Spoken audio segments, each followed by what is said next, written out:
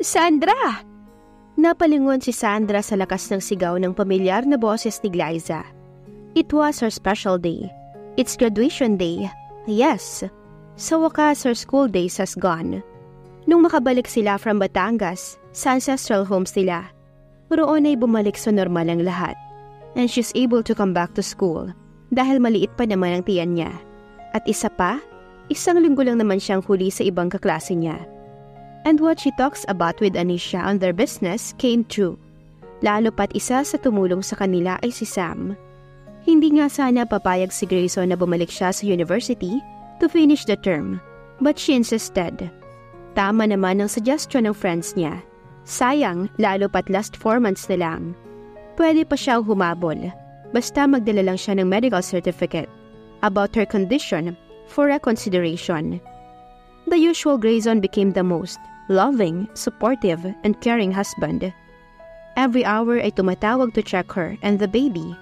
Hindi pa naman iyon malaki, pero grabe na ito kung mag-alala sa kanilang dalawa ni baby.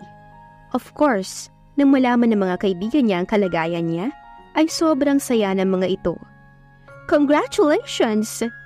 Sigaw ng mga kasama nila. Malawak siyang nakangiti habang nagpapapicture sa mga naroon. Wala nga lang si Grayson dahil sabi nito ay abala ito sa trabaho. Hey, munting bituin dyan sa tummy ni Mommy. How are you? Bati ni Glyza habang hinahaplo si Sandra. Natawa naman siya saka tinanggal ang cup. Saka kinuha ang inabot na bouquet na bulaklak mula sa husband ni Glyza. Congratulations kapatid. Salamat. Hey Praggy! Rinig niya ang sigaw rin ni Danica. Saka lumapit sa kanya at niyakap siya. Lumapit din si Sam at Rika sa kanya saka yumakap. Sa wakas! Sigaw ni Rika. Saka naman hindi maipintang sumisigaw pa. This is the best year ever! Wika ni Danica. Saka naman sila nagyakapan na magkakaibigan. Natanaw naman nila na paparating na si Raven. Daniel at Lucas. Nabitbit ang pinakamalaking bouquet ng flowers. Sila pang tatlo ang nagbuhat saka kumaway-kaway sa kanila. Natawa naman sila saka lumapit sina Rika at Danica na tumulong na sa pagbubuhat ng bulaklak. Raven came back to the company requested by Grayson. They knew he made mistake, pero alam nilang dahil lang yon sa pinagdaanan nito. Raven can be trusted again, at nangako naman ito sa chairman at kay Grayson na gagawin ng lahat para makabawi sa mga nagawa nito. At dahil pamilya na rin ang turing nito kay Raven, ay napatawad na nila ito. Ang laki naman! You have a lucky boyfriend, husband. Masayang wika ni Glyza. Hey Sandra, congratulations! Sigaw ni Daniel. Tumawa naman sila rito. Sobrang ingay naman sa paligid. Halos lahat nakatingin sa kanila sa laki ng bouquet na dinala nito. Hindi lang yun, may pa-balloons pa. Here's the balloons and kami nang magdadala ng bouquet. Salamat! Tara na! Wika pa ni Daniel. Tumango naman si Sandra saka na nagpatuloy sa paglalakad. Nag-ingay naman lalo ang paligid. Saka humarap sina Daniel at Lucas sa kanya na naunang naglakad. Saka inabot ang dala nilang balloons. Ako na ang magdadala ha? Wika ni Lucas. Saka niya ito binitawan. Ngunit nang hawakan ni Lucas ang tali ay binitawan niya ito. Napatingala naman si Sandra sa nagliliparang mga balloons. At ilang sandali pa ay sabay-sabay din na pumutok. And it looks like a fireworks around them. May mga lamang confettis ito, kaya parang umuulan ng iba't ibang kulay. It was beautiful. Look who's coming! Bulong ni Glyza sa kanya, saka tinignan ang tinuturo nito. Then she saw Grayson sa di kalayuan. Lahat ng tao sa daraanan nito ay tumagilid para bigyan siya ng daan. Nakakunot noon naman siya na tumingin rito, na may dala na namang flower bouquet at balloons. Napakagwapo nito sa suot niya at nakangiti pa na tumingin sa kanya. Nagtitilian naman ang iba na tumitingin sa kanila. Congratulations! Bati nito sa kanya nang makalapit. I saw you earlier on the stage. Hindi lang ako lumapit kasi maraming tao. Alam mo namang ayaw mong pinagtitinginan ako. This handsome face can make women scream on this campus. Biro na dagdag nito saka ngumiti ng napakalawak. Saka tinanggap ang inabot na bulaklak. You're spoiling me with flowers, love. Nakangiting sagot niya. Akala ko nga hindi ka darating eh. Hindi ka man lang lumapit sa akin kanina. Nagtatampong tanong niya. But she's so happy right now. Nanonood pala ito ng graduation ceremony niya. Then balloons lift up on the sky. Napatingala si Sandra nang makuha ang atensyon niya ang mga iba't ibang kulay na naglalakihang mga balloons. And the next thing she knew, she sees umuulan na ang paligid ng confettis again. Napansin naman niya si Grayson na lumuhod sa harap niya. Oh my God! Rinig niyang sabi ng iba at tili ng mga kaibigan niya. Kinakabahan naman siyang lumingon dito. What are you doing? Nanginginig na tanong ni Sandra. This is actually unexpected than she expected. Ngumiti lamang ito sa kanya. Saka may kinuha sa bulsa. Sandra, I've been a very bad husband to you for the past 3 years. It's my bad to not recognize you at our first meeting 9 months ago. I have been wasting many years without keeping you and treasuring every moment with you. For not being there with you when your dad died. I know you've hated me for those past years. I am sorry. Wika nito sa ngumiti ng mapakla. She can see his sincerity in everything he says. She can feel her tears going to fall anytime. Kaya tumingala siya para pigilan ito sa pagtulo. Kinikilig at kinakabahan siya ng sandaling iyon. This was her first time being a center of attraction to everyone, with a man kneeling in front of her. A wish and a dream she wants to have had come true. Marami tayong naging hindi pagkakaunawaan at hindi pagkakaintindihan. But the next thing I knew, I had fallen in love with you. Everyone says we only fall in love once, but that's not true. Because every time I see you, I fall in love all over again. Pagpapatuloy ni Grayson, kusa namang tumutulo ang luha sa kanyang mga mata habang pinapanood ang lalaki sa harapan niya. I never fall this hard before. Pero sa tuwing hindi kita nakikita, my eyes keeps on looking and longing for you. What I want in my life right now is to be with you. I know our marriage was unexpected. A small maroon square box opened, and it was a ring embroidered with a diamond. Sandra was speechless, at pakiramdam niya, yun na ang pinakamasayang nangyari sa buhay niya. Patuloy na bumabagsak ang mga luha niya habang nakatingin dito. Sandra de Guzman, will you marry me again? Pangako, magiging mabuting asawa ko at ama sa magiging anak natin. Buong puso pa na saad ni Grayson. Malakas na sigawan ang naririnig ng sandaling iyon ni Sandra. At ang tanging nakikita niya lamang ay ang lalaki sa harapan niya na puno ng pagmamahal habang nakatingin sa kanya. Naghihintay sa sagot niya. Sa lahat ng mga naranasan niya sa buhay, isa si Grayson sa inakala niya na hindi magpapahirap sa buhay niya. Pero nagkamali siya dahil nagising na lamang siya isang umaga na ang taong kinamuhian niya ay siya na ngayong nagmamay-ari ng puso niya. Kahit anong ginawa nito sa kanya, all those treatments na hindi maganda sa kanya, ay hindi naging sapat na dahilan para layuan at ayawan niya ito. Now he's in front of him, asking for her hand to marry him. Say yes, cause we need to know. Wika ng karamihan. Natawa naman si Sandra sa kahawak-hawakan tiyan sa loob ng graduation gown niya. He really meant it. Hey Sandra, we're waiting. Sabad ni Lucas saka tumangutango sa kanya.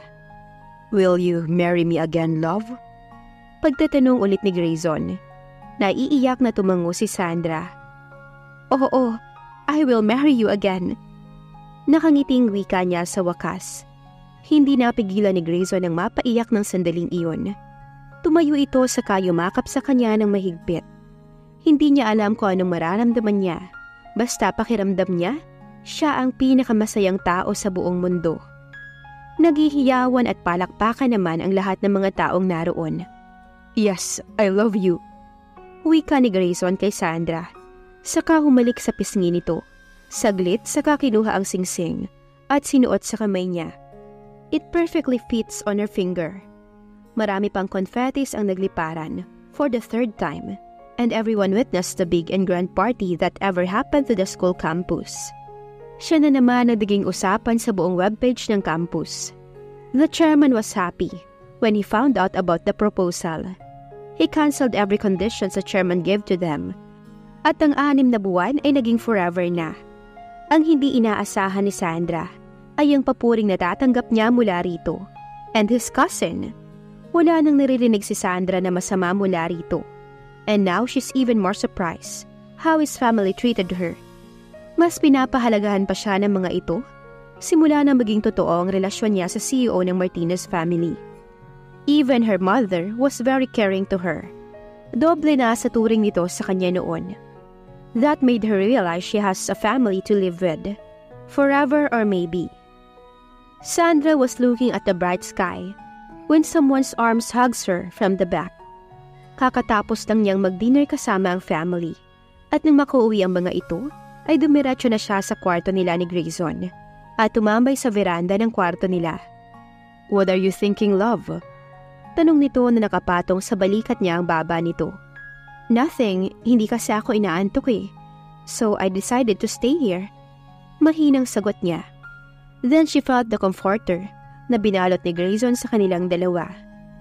"Feels good?" Puna niya, saka humawak sa kamay ng asawa. "This helps the baby, right? My baby."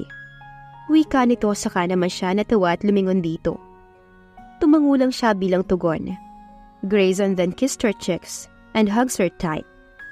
"Can't you just stay here tomorrow, right?" Tanong nito. Umiling naman si Sandra bilang tugon. The day after tomorrow would be their wedding. Hindi na nga mapakali si Sandra dahil masyado nang excited sa kasal nila. Ayaw pa nga sana nila na magpakasal agad-agad. Their plan is to get married at the end of the year. Pero pagkatapos ng proposal ni Grayson sa kanya, sinabi na agad ng chairman na 1 month after would be their wedding, habang hindi pa raw lumalaki masyado ang tiyan niya. Inayos naman ito lahat ng papers nila. They already got married, but they made the papers clear of it. "I can't imagine myself without you again, Grayson. And I want the time will come that the 3 of us will be happy and exploring the world." Nakangiting wika niya saka yumakap na mahigpit dito. "That sounds good." Nakangiting komento ni Grayson. Saka naman kumala si Sandra at humarap dito. Hinalikan naman niya ang asawa sa labi. Saka ngumiti ng malawak. "I love you, Grayson. Ikaw lang at wala nang iba." "I love you more than you love me." Sagot nito saka hinalikan ng tungki ng ilong niya. "Let's get inside. Baka maginawan ka na. Not for good for you and the baby." Sambit nito saka naman siya binuhat at pumasok sila sa loob. "Sandra, handa ka na ba? What took you so long?" Sigaw ni Rica mula sa labas ng kwarto nila ni Grayson. Kailangan na kasi nilang pumunta sa kondo na kinuha ni Grayson para sa kanila. They will be staying there ng isang gabi at kinabukasan ay babiyahe na sila patungo sa venue ng kasal. Sa isla na pagmamay-ari ng mommy ni Grayson sila ay kakasal. Hinatid naman sila ni Sam sa kondo. It was 6 p.m. nang dumating si Danica, dala ang gown na susuotin niya. Ang pamahiin kailangan sundin. Paalala ni Danica. Natawa naman siya at excited na binuksan niyon, saka kinuha ni Rica. Bumalandra sa harap niya ang disenyo nito. She was speechless. Ramdam na ramdam niya ang ganda nito. And she can picture herself in the wedding gown. "Perfect!" Naiwi ka ni Danica habang iwinawagayway ng mahina sa harap niya. "Come on! The bride is emotional right now. Ilagay mo na yan dun." Wika ni Rica saka naman niyakap si Sandra. "I am happy for you. We are happy for you. Now, kailangan na nating magpahinga dahil maaga pa tayong aalis bukas. Road to forever na tayo." Masayang wika nito. "I didn't expect this would come. Grabe yung pakikipagtalo natin nun sa may-ari ng supermall. Tapos asawa mo pala. At akala namin may divorce talaga. Pero yung asawa mo, hinabol ka. Ang ganda ng love life mo, kaibigan." Wika pa ni Danica. "Kailan kaya tayo magkakaroon ng ganyang love story?" Saad naman ni Rica. "Hanap muna tayo ng trabaho, ah." Suway ni Danica. Saka naman ngumuso si Rica na nakatawa. "Siyempre itong bride-to-be natin, may business na, hindi man lang tayo inimbita sa opening. Napakalihim masyado, kaya dapat may discount tayo palagi." Kung papayag si Anisha, even if I'm the owner, she's the one who's handling the resto for me. And I can say that she's a good partner. Pero dahil mahal ko kayo, bibigyan ko kayo ng discount. Nakangiti pa na saad ni Sandra. Well, nakapunta na kami roon ng ilang beses. And she's actually very accommodating and approachable. Yeah, anyways, matulog na tayo dahil maaga pa tayo bukas. We should have a beauty rest first. 7:00 na ng umaga si Sandra nagising at nakahanda na ang lahat ng gamit nila pag alis. Hinihintay na lang nila ang helicopter na susundo sa kanila. Maraming araw kasi itong hinahatid roon na guest ng kasal nila. 3 helicopters was flying back and forth. Hakot ang mga bisita para sa kasal nila. Kaya nagagahan muna sila. Dala ang pagkain na bigay ni Sam. 9:00 naman, nang sunduin sila sa kondo. Saka ilang minutong lumipad sa ere ang helicopter, bago lumapag sa mini helipad sa likod ng cottage nila. Sa beach kasi ang kasal nila at kailangan pa siyang ayusan. Sumalubong naman sa kanila ang event organizer ng kasal nila. She was Amanda Lee, one of the famous event organizer of the country. Good morning, Miss Sandra. Dito po tayo. Turo nito sa direksyon na may telang nakalatag sa daraanan niya. She was wearing a simple white dress na bagay sa kanya. We will start at exactly 1 p.m. Kaya punta muna kayo sa cottage to rest. The venue was ready and the foods will arrive mamayang 4. You don't have to be stressed, miss. Just rest sa cottage. Kailangan natin yung beauty mo para mamaya. Nakangiting wika nito. Saka naman siya inalalayan na dahan-dahan maglakad sa blue carpet papasok sa cottage. The island was quiet when Sandra woke up. It was 12:30 in the afternoon at nagsidatingan naman ang mag-aayos sa kanya. One of the famous makeup artists naman ang nag-ayos sa buhok niya.